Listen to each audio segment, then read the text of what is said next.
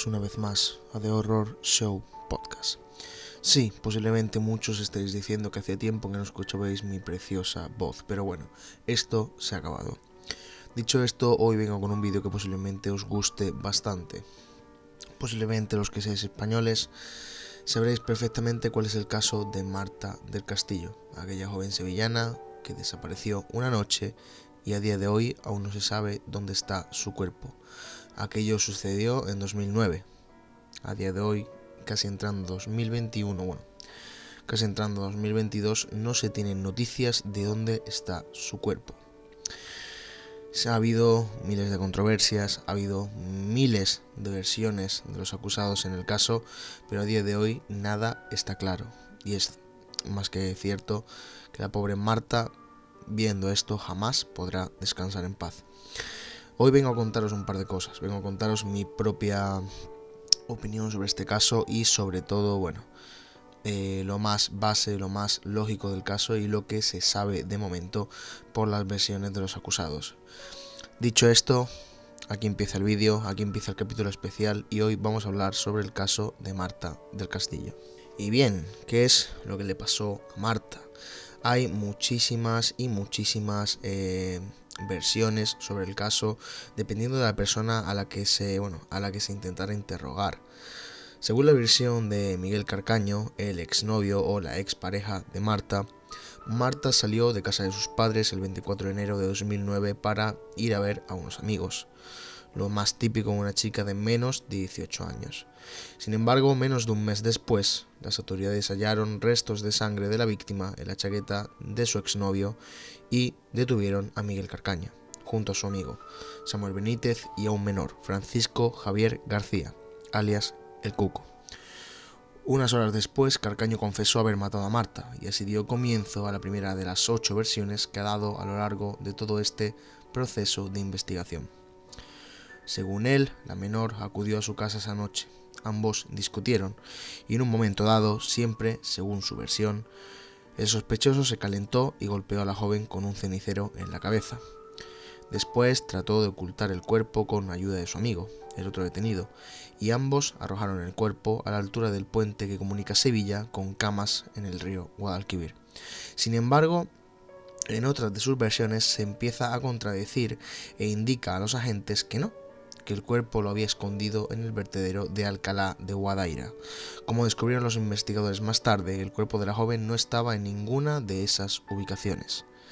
Así es como una vez en prisión preventiva, Carcaño comenzó con el reparto de culpas y alegó desde la cárcel que si el cuerpo de Marta no estaba en el vertedero era porque sus amigos lo habían cambiado de sitio.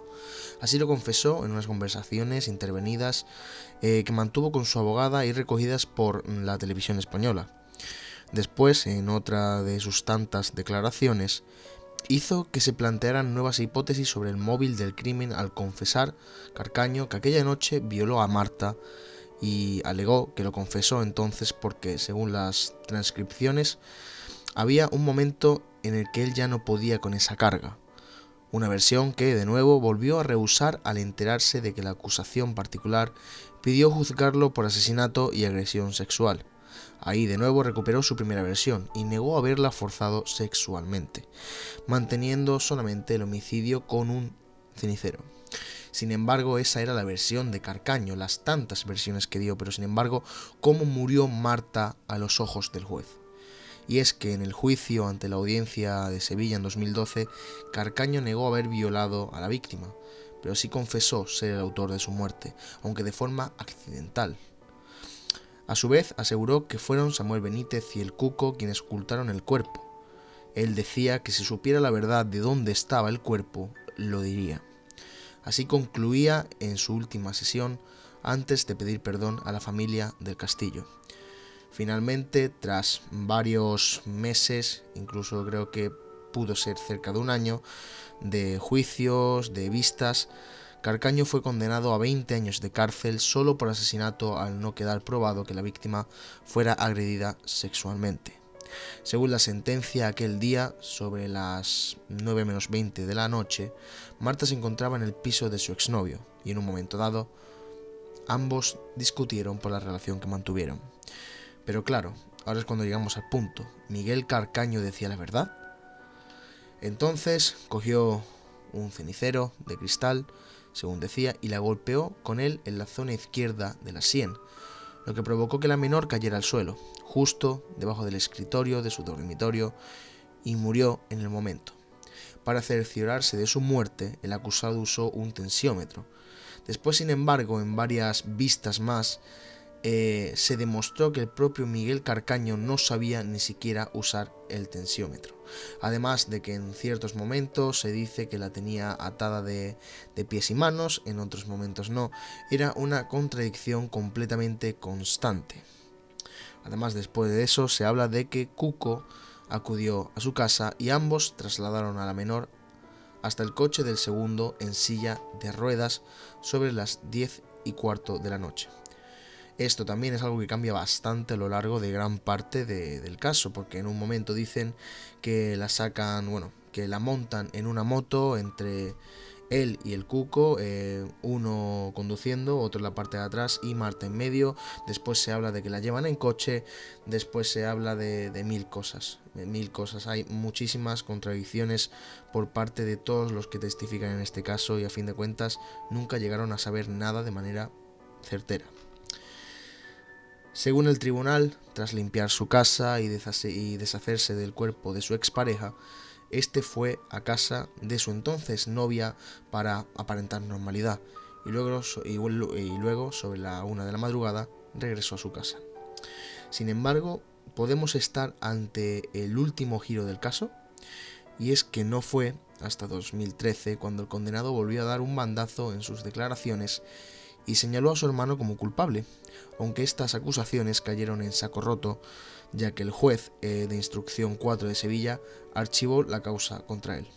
En esta versión, Carcaño relató que aquel 24 de enero, cuando Marta y él llegaron a su casa, Francisco Javier se encontraba allí y los dos jóvenes se pusieron a discutir por la responsabilidad del más joven al haber gastado supuestamente gran parte del dinero que les quedaba. La trifulca se volvió violencia y cuando Delgado comenzó a golpearle, según sus declaraciones, Marta se interpuso entre ambos para poner fin a la pelea. Y es así como su hermano acabó con la vida de Marta. Sin embargo, más tarde, parte de sus testimonios resultaron ser ciertos en lo relativo a su mala situación económica, pero el resto de la historia aún no ha sido corroborada. A día de hoy, Miguel Carcaño, único asesino confeso de Marta del Castillo, sigue cumpliendo la condena en el centro penitenciario de Sevilla 2, en Morón de la Frontera. Pero, sinceramente, a día de hoy, con la salida del último documental de Netflix de ¿Dónde está Marta?, es cierto que el caso de Marta del Castillo ha dado un giro muy bestia casi 12 años después. Miguel Carcaño, asesino confeso de la joven sevillana, como ya dije, sigue cumpliendo condena en la cárcel. Sin embargo, el Cuco, el amigo el cual fue sospechoso de cómplice en el crimen, sigue permaneciendo en libertad sin pruebas contra él. Un hecho que podría cambiar ahora que Francisco Javier García y su madre es que deben declarar ante el juez como acusados de falso testimonio durante el proceso de investigación del caso, una cita a la que también deberá acudir por orden judicial Carcaño, por lo que está obligado a incurrir en la verdad de una vez por todas. El documental de que hablo es ¿Dónde está Marta? Es un documental que Netflix sacó sobre este caso y es un documental que creo que ha reabierto una herida que nunca se cerró, igual que pasó con el documental del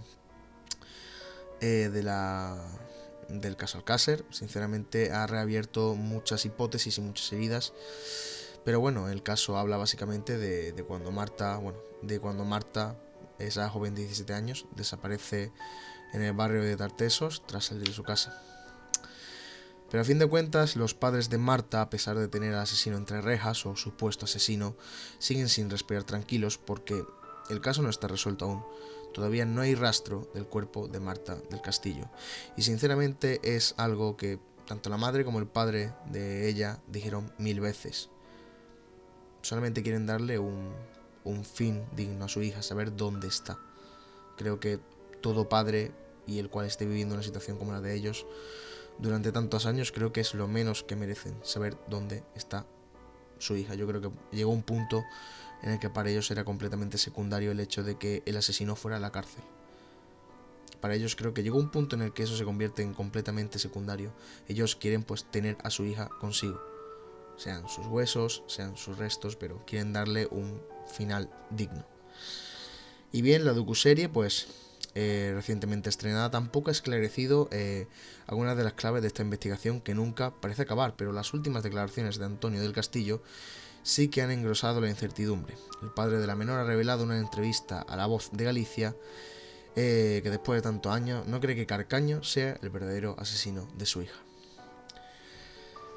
También se habló que están en proceso de hacer una especie de volcado de datos del teléfono de Miguel Carcaño, de aquel teléfono que se le intervino cuando se le detuvo, y tratarán de hacer un volcado de datos para tratar de reconstruir mejor lo que aquella noche ocurrió.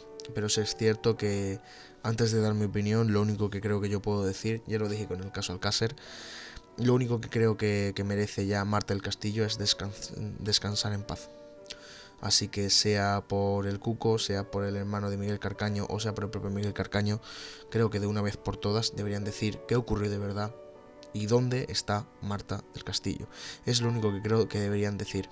Han hecho un daño inimaginable y son 13 años de dolor para una familia que creo que jamás imaginaría que pasaría algo así. Y bien, mi opinión sobre el caso, bueno, creo que no es muy complicada de entender. Creo que aquí en España, con el caso Alcácer, ya hubo muchos buitres de muchas televisiones tratando de aprovecharse. Sí es cierto que con el caso de Marta del Castillo hubo menos aprovechamiento de los buitres de las televisiones, pero tampoco tanto. Y sinceramente, pues bueno, para mí, tanto el hermano de Miguel Carcaño como el Cuco como Miguel Carcaño, para mí son gente que no merecen, yo creo que no merecen ni siquiera estar en una cárcel.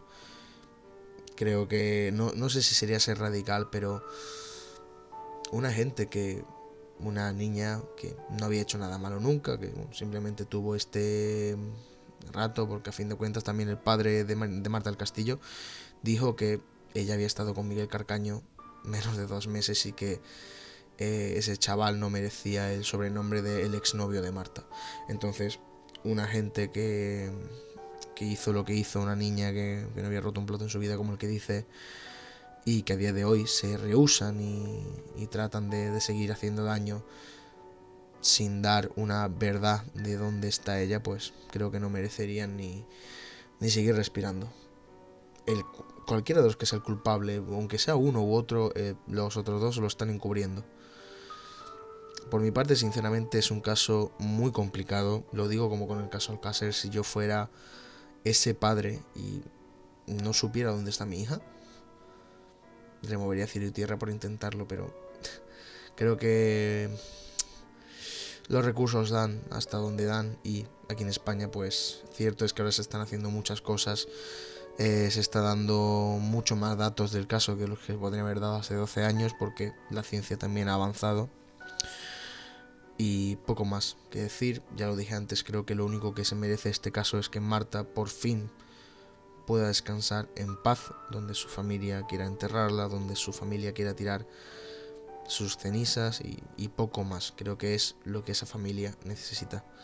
Ojalá con el bocado de datos del teléfono de Miguel Carcaño se consiga algo, pero está complicado ya a priori, pero ojalá Marta, igual que las niñas del caso Alcácer, ojalá puedan descansar en paz de una vez por todas y ojalá en España dejemos de tener este tipo de casos.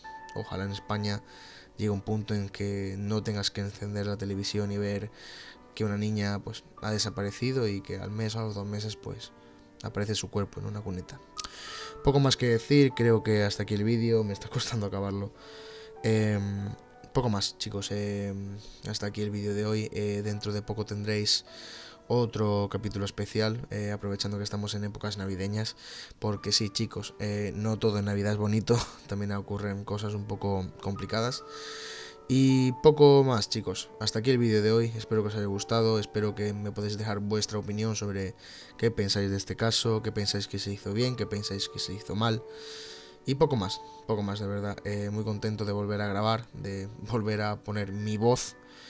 Y hasta aquí. como siempre digo, The Horror Show Podcast se despide, pero no sin antes recordaros que miréis muy bien en cada pequeño rincón de vuestro cuarto, ya que puede ser que antes de iros a dormir alguien os vigile.